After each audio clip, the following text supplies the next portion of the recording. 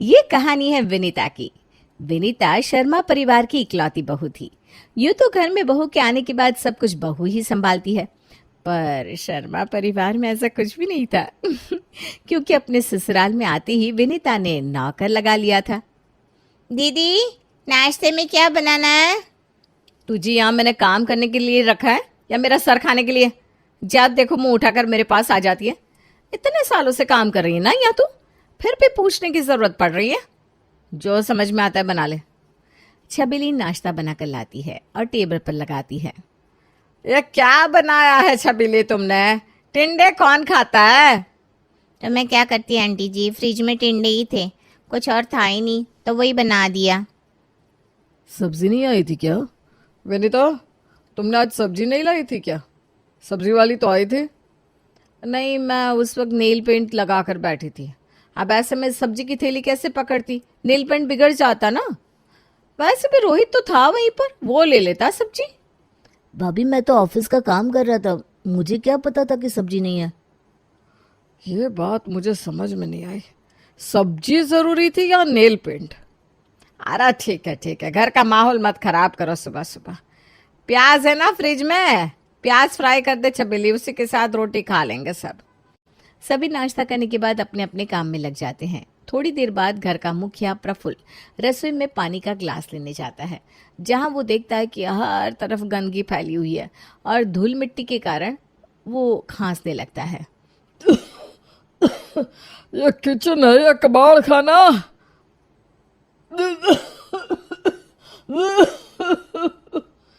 Kitchen में आते ही खांसी क्यों शुरू हो गई? यही हालत हॉल की हो रखी है। सोफे पर बैठो तो खांसी शुरू हो जाती है। ये माजरा क्या है? कहीं किसी की नजर तो नहीं लगी मुझे? तू रसोई साफ क्यों नहीं रखती छबीली? मेरा काम खाना बनाना है अंकल जी, वो तो मैं कर देती हूँ और स्लैब पोंछ भी देती हूँ। अब झाड़ू पोछा भाभी की ड्यूटी है, भाभी नहीं करती तो इसमें मैं क्या करूँ? और कोई नज़र दोष नहीं हुआ है आपको? ये खांसी ना धूल मिट्टी के कारण आ रही है, एलर्जी है ना आपको? छबीली की बात सुनकर प्रफुल्ल सीधा सुषमा के पास जाता है और इस बारे में उससे बात करता है। दुकान छोड़कर घर पर झाड़ू पोछा भी करवाना है मुझसे तो करवा लीजिए, यह भी कर देता हूँ। फिर दुकान कौन चलाएगा बहू? स्टाफ चलाएंगे ना पापा जी। वैसे क्या हो गया, आप इतना चिल्ला क्यों रहे हैं? बहू, तेरे पापा जी कह रहे थे कि आजकल घर बड़ा गंदा रहता है। क्या बार की नजर है पापा की, बिल्कुल सही समझे। मुझे भी ना घर आजकल बड़ा गंदा लगता है। एक काम करती हूँ, एक मेड रख लेती हूँ। और इस काम से बचने का भी रास्ता विनीता निकाल लेती है। पिछले 2 सालों से विनीता यही तो करती थी, या आराम या आराम। इसी तरह दिन बीतते जा रहे थे। एक दिन सुषमा प्रफुल्ल से कहती है, बड़ी बहू लाकर बड़ा बुरा फंसे हम। अब रोहित के वक्त ना ये गलती नहीं करनी। अच्छी लड़की मिल जाए जो कम से कम जिम्मेदार तो हो। नौकर क्या कर रहे हैं क्या नहीं ये तो देख ले। विनीता के वक्त भी तो यही सोचा था हमने, पर हुआ क्या? जो किस्मत में है वो तय है। और प्रफुल्ल रोहित के लिए लड़की देखना शुरू कर देता है। 2-3 रिश्ते देखने के बाद प्रफुल्ल के पास गरिमा का रिश्ता आता है। गरिमा के परिवार वाले रोहित को देखने आते हैं। देखिए बहन जी, मेरी बेटी सीए फाइनल्स में है। मैं नहीं चाहती कि शादी के बाद उसकी पढ़ाई रुके। अरे क्यों रुकेगी ममता जी, हम तो चाहते हैं कि हमारी बहू जॉब भी करे। तो फिर घर का काम कौन करेगा आंटी जी?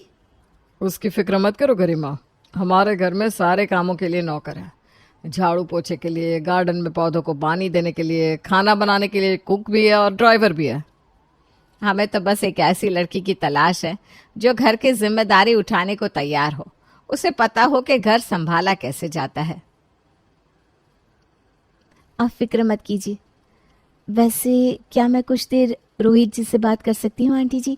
मतलब अगर आप सबकी इजाज़त हो तो। गरिमा और रोहित बात करना शुरू करते हैं और कब 2 घंटे बीत जाते हैं उन्हें पता ही नहीं चलता। विनीता जाकर उन्हें बुलाकर लाती है। इसके बाद मुझे तो नहीं लगता हमें कुछ पूछने की जरूरत है। जो पहली मीटिंग में एक दूसरे में इतना खो गए हो, उनका रिश्ता तो लंबा चलना ही है। Made for each other. Rohit और गरिमा की शादी हो जाती है और बहू बनकर गरिमा अपने ससुराल आ जाती है। अगली सुबह एक अच्छी बहू की तरह गरिमा किचन में जाती है, जहां वो देखती है कि छबीली सभी के लिए नाश्ते की तैयारी कर रही है। ये क्या कर रही हो तुम? इस घर में तो कोई टिंडे खाता ही नहीं। रहने दो, मैं बनाती हूँ। क्या बनाएंगी आप? सब्जी तो सिर्फ यही है। गरिमा फौरन अपना पर्स लेती है और सब्जी खरीदने निकल जाती है और 2-3 वैरायटी की सभी की पसंद की सब्जियां लाकर नाश्ता तैयार करके सभी को परोसती है। क्या खाना बनाया छबीली तुमने, मान गए भाई, वाह वाह वाह। आज का नाश्ता मैंने नहीं, नई बहू ने बनाया है भैया। सही में? हाँ आंटी जी, बहू रानी सबसे पहले बाजार से सब्जी लाने गई, उसके बाद उन्होंने सबके लिए खाना बनाया। खाना तो वाकई बहुत लाजवाब बनाया है तुमने गरिमा। खाना बनाने के बाद गरिमा गार्डन में जाती है। तभी माली पौधों को पानी डालने के लिए आता है। ये 4 पौधों को पानी देने के लिए सबने माली रख लिया। आपकी पगार कितनी है भैया? 5,000 दीदी। पौधों को पानी देने के लिए तो ये बहुत ज़्यादा है। ये लीजिए आपके अब तक के पैसे, कल से आने की ज़रूरत नहीं है। और गरिमा माली को हटाकर इस काम की रिस्पॉन्सिबिलिटी खुद पर ले लेती है। दोपहर के 1 बजे घर पर झाड़ू पोछा करने वाली पहुंचती है। अगं सुन बाई, खूब छान ग बाई। वो सब तो ठीक है दीदी, पर 1 बजे झाड़ू पोछा करने कौन आता है? मैं आती। तो कल से याद से आप 7 बजे आ जाइएगा या फिर मत आइएगा। और छबीली, तुम खाना बनाने की तुम 7,000 लेती हो, अगर मैं तुमसे ही झाड़ू पोछा करवाऊं तो 9,000 में कर दोगी? नहीं तो तुम भी कल से मत आना, आपस में तुम दोनों देख लो क्या करना है। और अगले दिन से सुषमा के घर पर जो झाड़ू 1 बजे लगता था, आज 7 बजे लग जाता है। अपनी पढ़ाई से उठने के बाद गरिमा छबीली से सभी का नाश्ता तैयार करवाती है। नाश्ते के टेबल पर प्रफुल्ल करण से दुकान के हिसाब की बात कर रहा था, तभी गरिमा कहती है, आप लोगों की डेटर्स इतने बड़े, ऊपर से स्टॉक भी मेरे हिसाब से सही से मेंटेन नहीं हो रहा। तो तुम बताओ बहू, तुम तो पढ़ाई कर रही हो ना इन चीज़ों की। हमारा सीए तो न जाने क्या काम करता है, बस हर महीने टैक्स भरवाता रहता है। क्या? सरकार कभी हर महीने टैक्स नहीं लेती पापा। मैं आती हूँ दुकान, बुक्स देखती हूँ। अब इस तरह एक एक करके गरिमा अपने ससुराल का नक्शा ही बदल देती है। किसी को कोई भी काम होता वो गरिमा को ही याद करता। कोई अब विनीता को पूछता भी नहीं। एक रोज पड़ोसन विमला सुषमा के घर आती है। अरे सुषमा, अपनी बहू को तो बुला, बहुत ज़रूरी काम है मुझे। बताइए आंटी जी, क्या मदद करूं मैं आपकी? अरे नहीं, तू नहीं, गरिमा बहू को बोलना, वो बड़ी होनहार है, कोई भी प्रॉब्लम हो उसके पास सोल्यूशन होता है। ये बात विनीता को बुरी लग जाती है। उसके घर में अब कोई उसे पूछता ही नहीं था, चाहे वो मेकअप करे या बाहर घूमे। और इस बात से चिढ़कर विनीता अपनी माँ को कॉल लगाती है और उन्हें सब कुछ बताती है, जिसे सुनते ही उषा कहती है, मुझे लगा ही था तेरी देवरानी ये सब इस घर को अपने अंडर करने के लिए कर रही है। ऐसे ही सभी का दिल जीत कर वो घर की हेड बनकर कब तिजोरी की चाबी ले लेगी पता भी नहीं चलेगा। मतलब उसके दिमाग में ये सब चल रहा है? हे भगवान, ये तो मैंने सोचा ही नहीं था। अब मैं क्या करूं मम्मी, गरिमा ऐसा क्यों कर रही है? देवरानी ना कभी किसी की सगी नहीं होती। तेरी चाची कौन सा मेरी सगी हुई थी? देखा नहीं था क्या तूने कैसे तेरे चाचा हमारे घर हड़पना चाहते थे? पर तुझे तो उस पर बहुत प्यार आ रहा था। दिन भर गरिमा ये गरिमा वो, भुगत अब। नहीं मम्मी ऐसा मत कहो, तुम मेरी मदद नहीं करोगी तो कौन करेगा? दुनिया तुझे धोखा दे सकती है पर मैं तुझे कभी धोखा नहीं दूंगी। तू बस वो कर जो मैं बताती हूँ। सबसे पहले दामाद जी को अपने बस में कर, फिर धीरे धीरे अपनी सास को और ससुर को। गरिमा की इज्जत जितनी ऊंची है उसे उतनी नीचे कर दे, फिर देखना जादू। और विनीता यही करना शुरू करती है। रात के खाने की तैयारी करने आज विनीता खुद किचन में जाती है।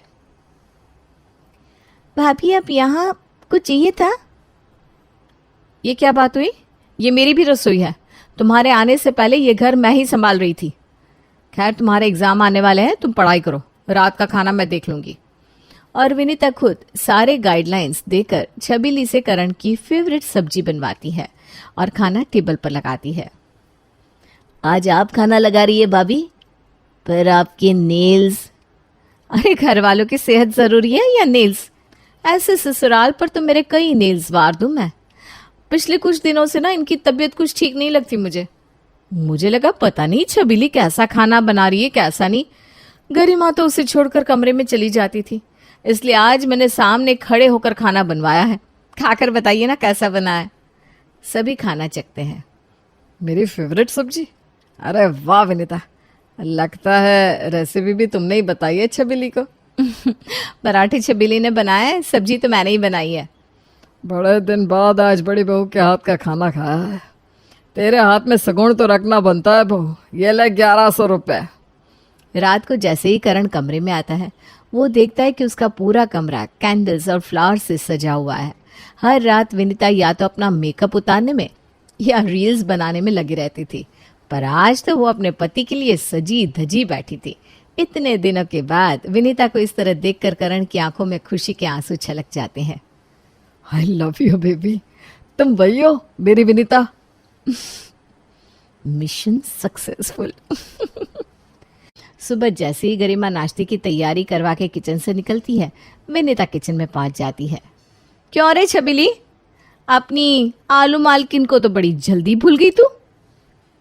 अरे नहीं नहीं भाभी, इस घर में तो आप ही तो लेकर आई थी मुझे, आपको कैसे भूल सकती हूँ। तो मेरा एक काम करना है तुझे, अब से जब भी गरिमा कोई काम दे उसे खराब कर देना।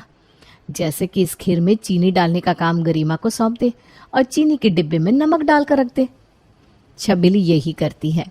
जैसे ही सब खीर खाते हैं उनके मुंह का स्वाद बिगड़ जाता है। ये क्या बनाया है छबीली तुमने? खीर में नमक कौन डालता है, वो भी इतना? पर खीर में चीनी तो गरिमा भाभी ने डाली थी, शायद उन्हें नमक चीनी में फर्क पता नहीं चला होगा। पढ़ाई में ध्यान रहता होगा ना, हो गई होगी गलती। कोई बात नहीं गरिमा, वैसे ये ले, आज तूने गलती से हिसाब की कॉपी बाहर ही छोड़ दी थी। किसी और के हाथ लग जाती तो दुकान में बड़ा घाटा हो सकता था। ये कैसे हुआ पता नहीं।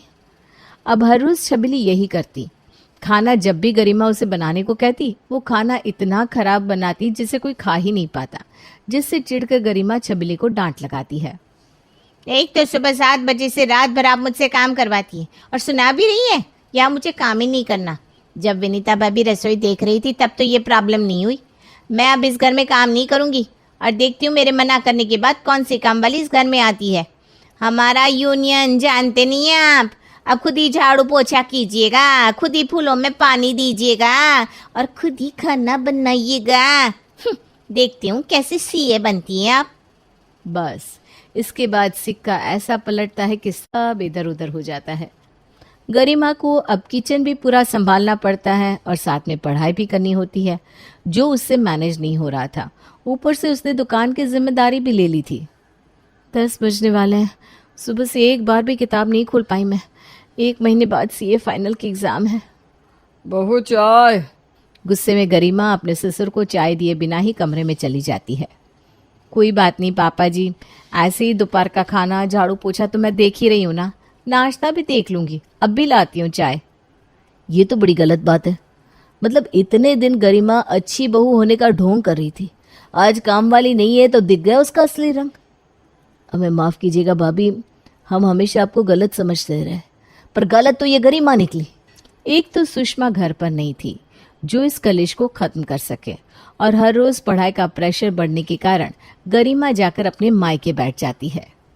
घर का सारा काम तो मुझ पर आ गया मम्मी, फंस गई मैं तो जाकर छबीली को बुला ले, कह देना कि तू उसे मना कर लाई है और पड़ी रहने दे गरिमा को अपने मायके। विनीता यही करती है, पर 2 दिन बाद ही सुषमा वापस लौटती है, अकेले नहीं गरिमा के साथ। गरिमा तुम मम्मी जी के साथ? आपके चेहरे का रंग क्यों उड़ गया भाभी? प्लान उल्टा पड़ गया क्या? वो क्या ना, परसों मैंने और आपकी मम्मी की बातें सुन ली थी। मेरे पीछे से इतना कुछ हो गया और मुझे पता भी नहीं चला। करण को जैसे ही इस बारे में पता चला उसने मुझे फ़ोन किया और मैं सब समझ गई और सीधा गरिमा के घर जाकर उसे यहाँ ले आई। I am sorry Garima, I am sorry mummy ji, मैं ही इस घर से चली जाती हूँ। गलती सिर्फ आपकी नहीं थी भाभी, मुझे माफ़ कर दीजिए।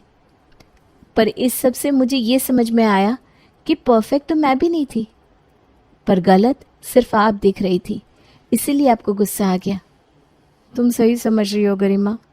मैंने ये सब क्यों किया? क्योंकि मेरी मम्मी ने मुझे बोला कि इस घर में मेरी वैल्यू खत्म हो रही है। तुम सब कुछ अपने अंडर कर लोगी और देवर जी को छोड़कर सारी प्रॉपर्टी लेकर चली जाओगी। मैंने तो बस अपने घर को बचाने के लिए ये सब किया। तुम्हारा इरादा गलत नहीं था बहू, बस तरीका गलत था, इसीलिए हम तुम्हें माफ़ करते हैं। अब चलो दोनों एक दूसरे के गले लग जाओ। विनीता और गरिमा एक दूसरे के गले लग जाते हैं और इस दिन के बाद से कोई भी विनीता को नीचा नहीं दिखाता और विनीता भी एक अच्छी बहू और जिठानी बनने की पूरी कोशिश करती है। आभा को देखने के लिए राजीव अपने माता पिता के साथ उसके घर आया हुआ था। देखिए बहन जी, हम बड़े लोग तो बातें करते ही रहेंगे, लेकिन जिंदगी तो बच्चों को एक साथ बितानी है ना। अगर आप बुरा ना माने तो बच्चों को थोड़ी देर के लिए छत पर भेज देते हैं। दोनों एक दूसरे से उनकी पसंद नापसंद के बारे में चर्चा कर लेंगे। हाँ हाँ, क्यों नहीं बहन जी, हम भी कोई पिछड़े ख्यालों वाले लोग थोड़ी ना है, हमें कोई आपत्ति नहीं है। जाओ बाबा बेटा राजीव के साथ, उन्हें अपना ऊपर वाला फ्लोर दिखा दो। हाँ, आभा और राजीव ऊपर वाले फ्लोर पर जाते हैं। आभा जी, अगर आपको मेरे बारे में कुछ जानना हो या कुछ पूछना हो तो आप पूछ सकती हैं। मुझे तो आप बहुत पसंद आई हैं। बड़े घोंचो यार तुम, ऐसे ही किसी भी लड़की को बस देखकर पसंद कर लोगे? मतलब मेरी शक्ल देखकर ही मैं तुम्हें पसंद आ गई? तुम्हें इस बात से कोई मतलब नहीं है मैं कौन हूँ, कहाँ आती जाती हूँ?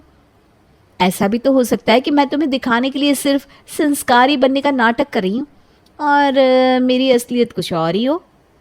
तुम्हारी ये सब जानने की कोई इच्छा नहीं है क्या? ये कैसी बातें कर रही हैं आप?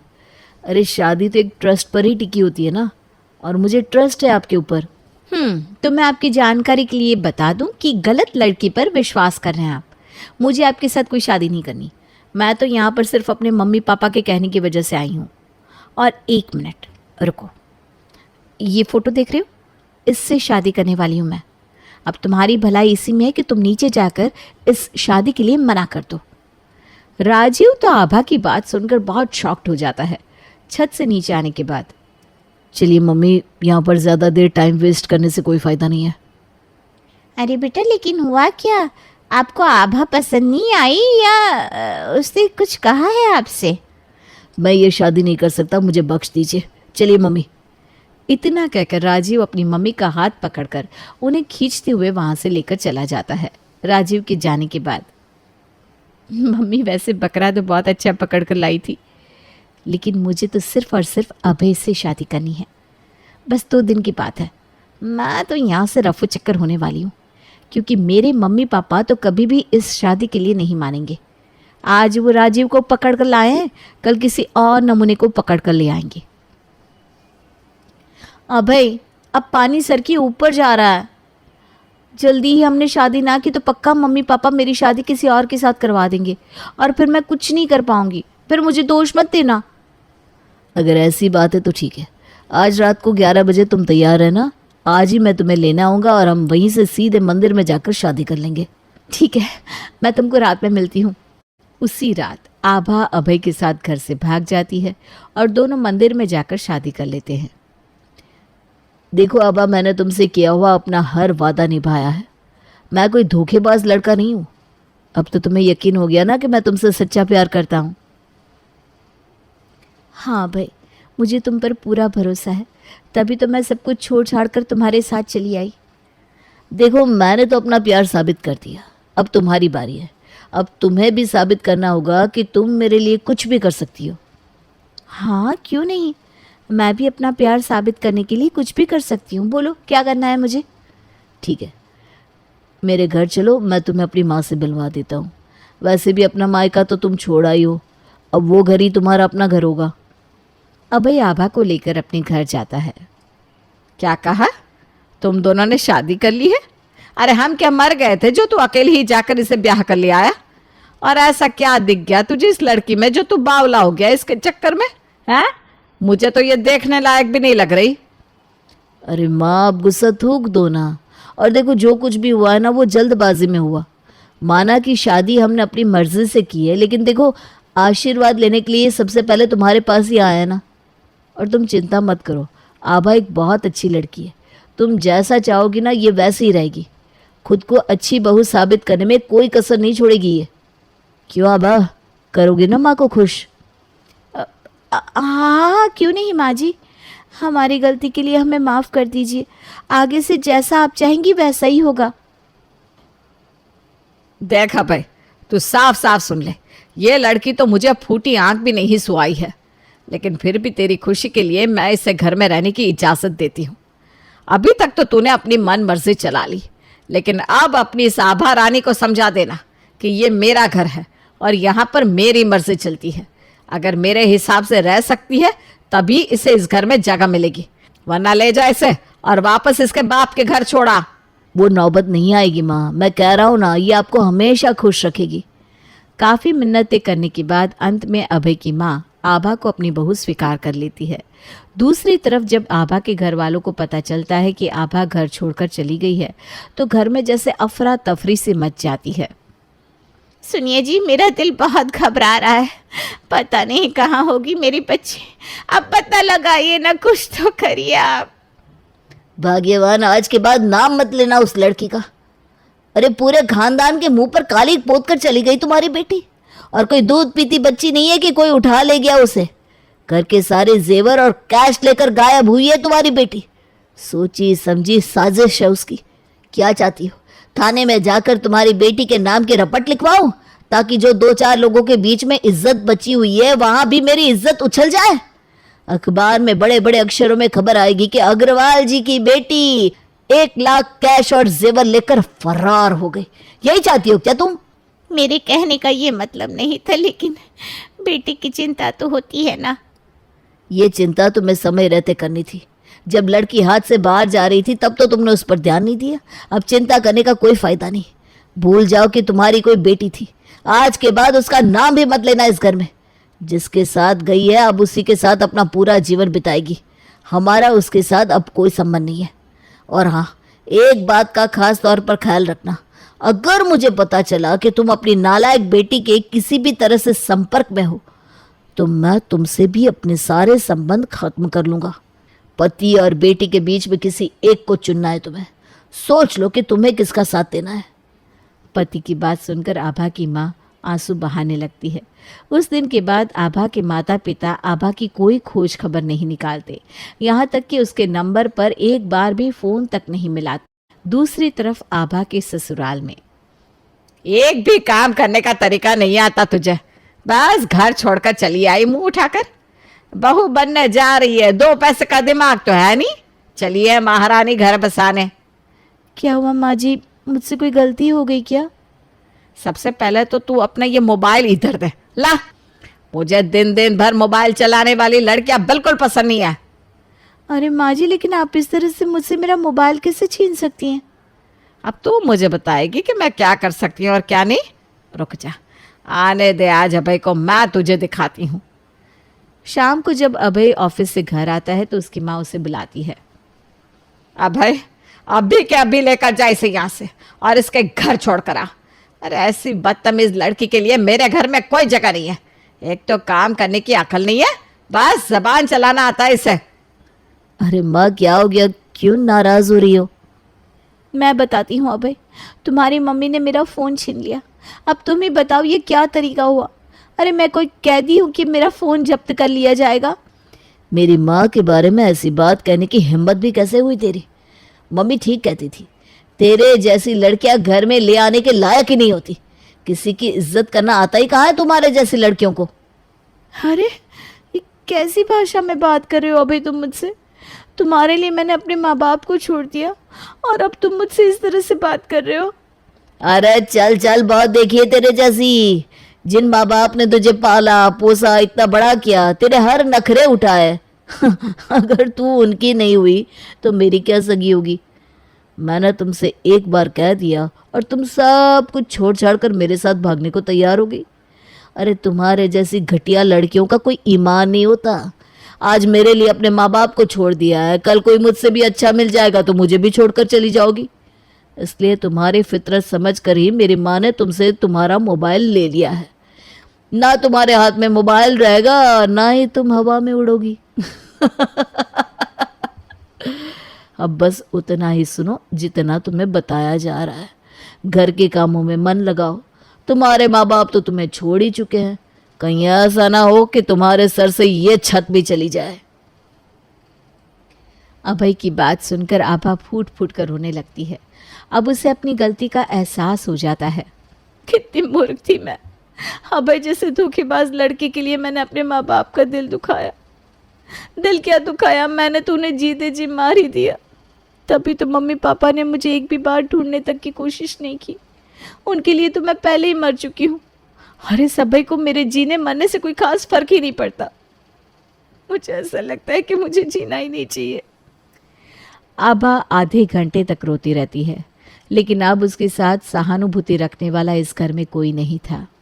महारानी, अगर मगरमच्छ के आंसू बहा लिए हो तब उठकर जरा खाना बना दो। तुम्हारा तो रो रो कर पेट भर गया होगा, लेकिन हमें पेट भरने के लिए खाने की जरूरत होती है। सास की आवाज़ सुनकर आभा अपने आंसू पोंछती है और रसोई में जाकर खाना बनाने लगती है। आभा के साथ अभय की माँ और अभय का व्यवहार हर गुजरते दिन के साथ बद से बदतर होता जा रहा था। वे लोग पूरा पूरा दिन उससे घर के काम करवाते थे और ठीक से खाना भी नहीं देते थे।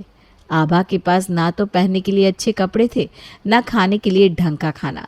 ऊपर से सास के दिन रात तानों को सुनकर उसकी मानसिक स्थिति भी बहुत खराब हो गई थी। पास में मोबाइल फ़ोन भी नहीं था कि किसी को मदद के लिए बुला सके, और वैसे भी मदद मांगती तो किससे? माँ बाप को तो वो खुद छोड़कर आई थी। किसी तरह 2 महीने का समय बीत जाता है। एक दिन,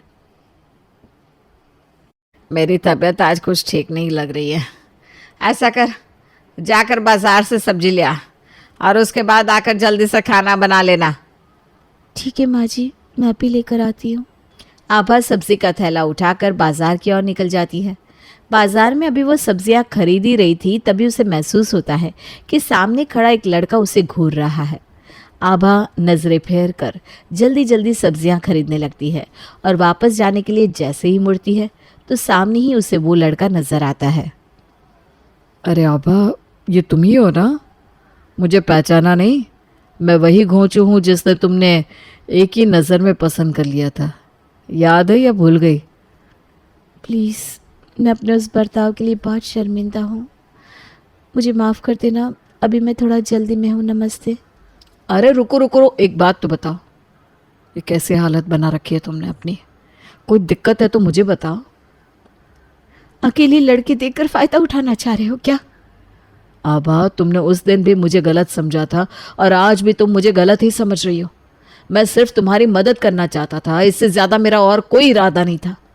मैं जानता हूँ अभय के साथ शादी की है ना तुमने।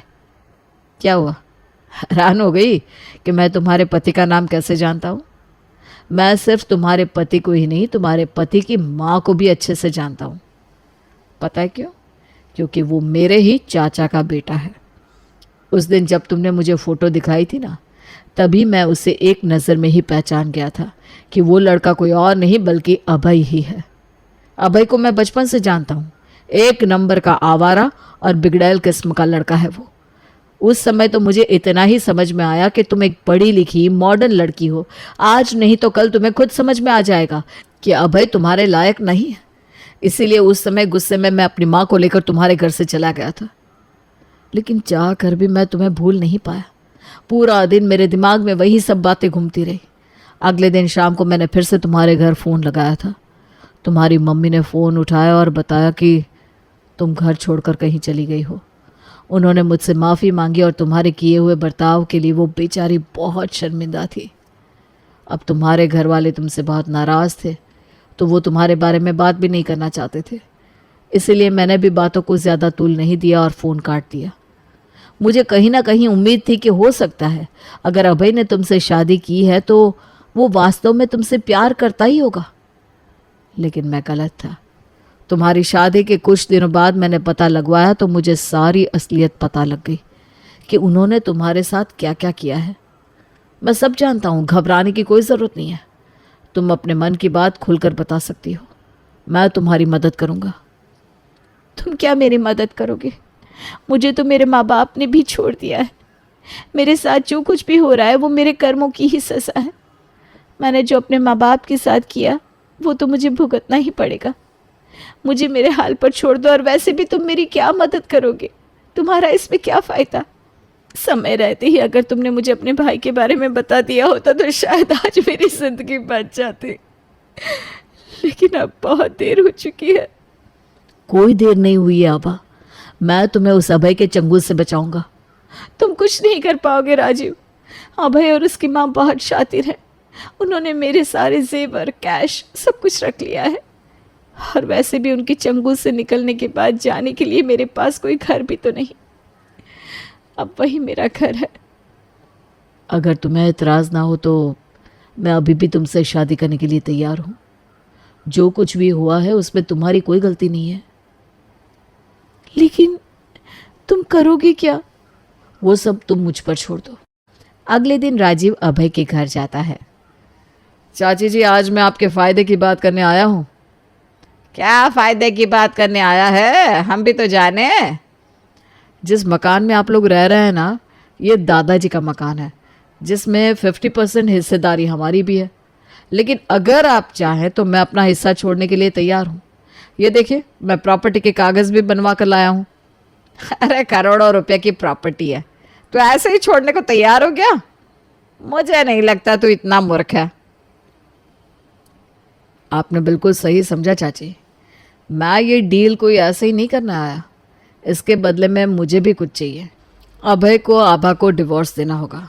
इन कागज़ों को साइन करना होगा ताकि आभा इस रिश्ते से मुक्त हो सके। इधर अभय ने डिवोर्स पेपर पर साइन किया और उधर ये मकान आपका। क्या कहती हो माँ? अरे कर देना साइन, इस नास पीटी से भी छुटकारा मिल जाएगा और ये प्रॉपर्टी हमारी हो जाएगी।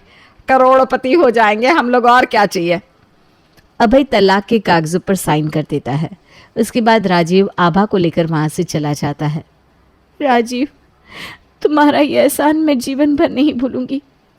एक तलाकशुदा लड़की से शादी करने के लिए तुमने अपनी करोड़ों की संपत्ति दांव पर लगा दी।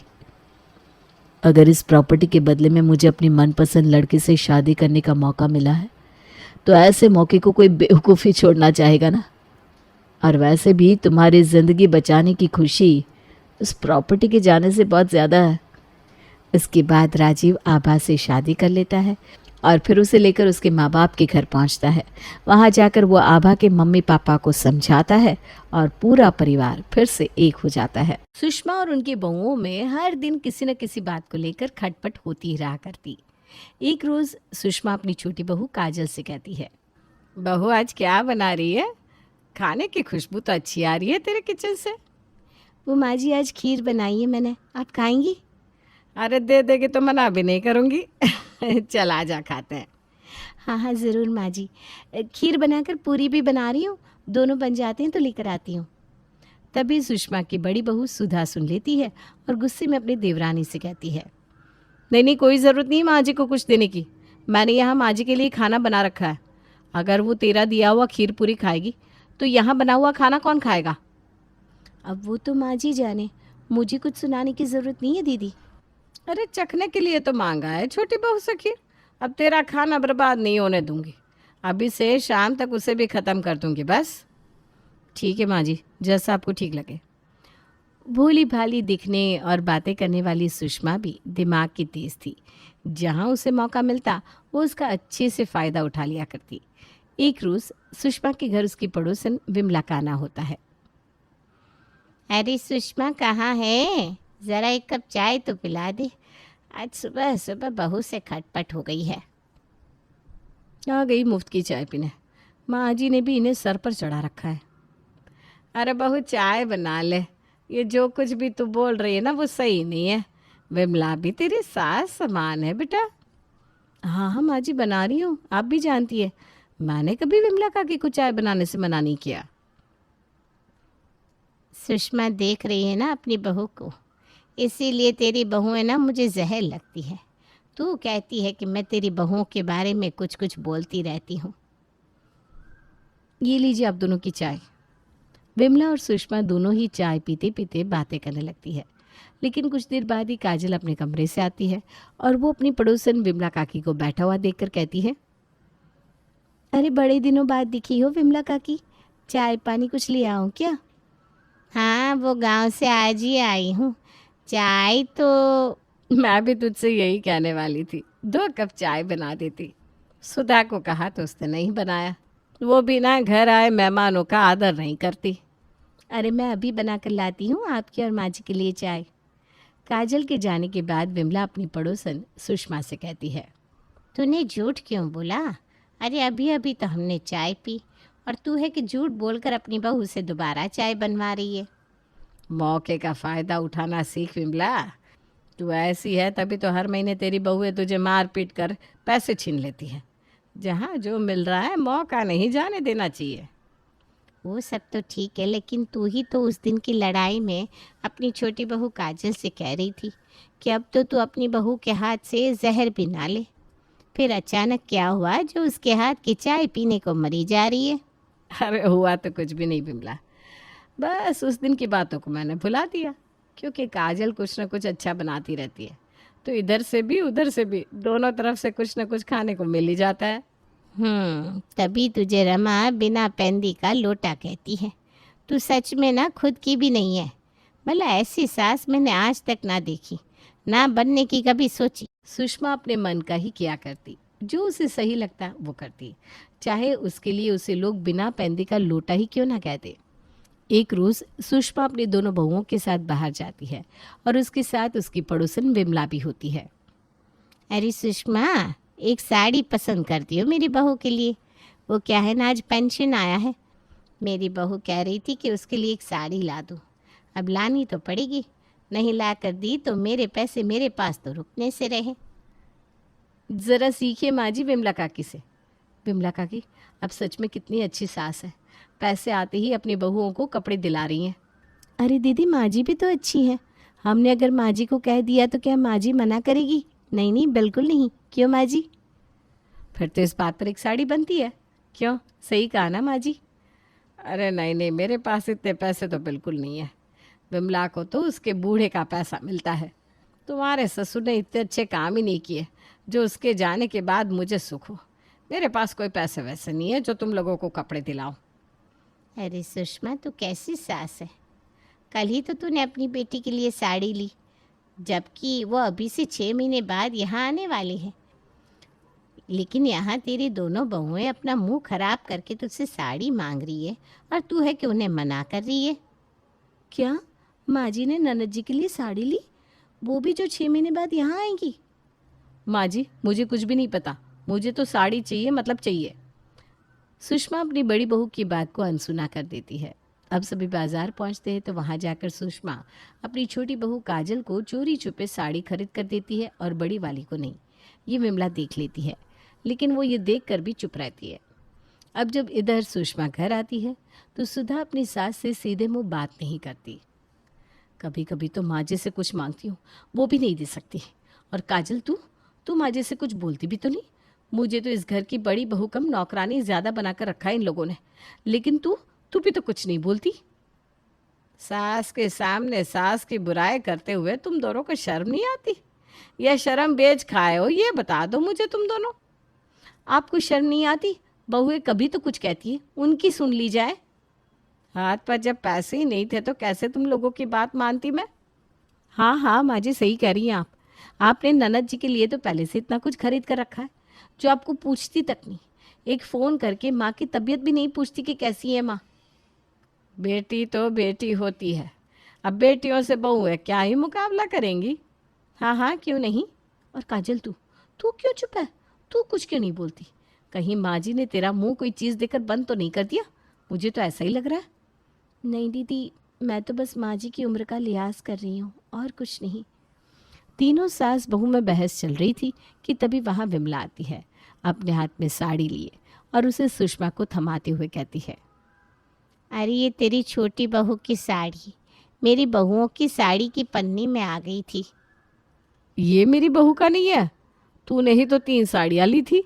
अरे याद कर विमला, ये मेरी बहू की होती तो यहाँ बहस चल रही होती क्या? 1 मिनट, ये साड़ी अगर आपकी नहीं है, विमला काकी ने 2 ही साड़ी ली है, तो फिर ये किसकी है? चोर तो पकड़ा गया। लाइए विमला काकी, जब ये किसी की नहीं है तो मैं ही इसे रख लेती हूँ। नहीं नहीं, ये मैंने खरीदी है, माँ जी ने दिलाई। और उन्होंने कहा कि आपको नहीं बताना है।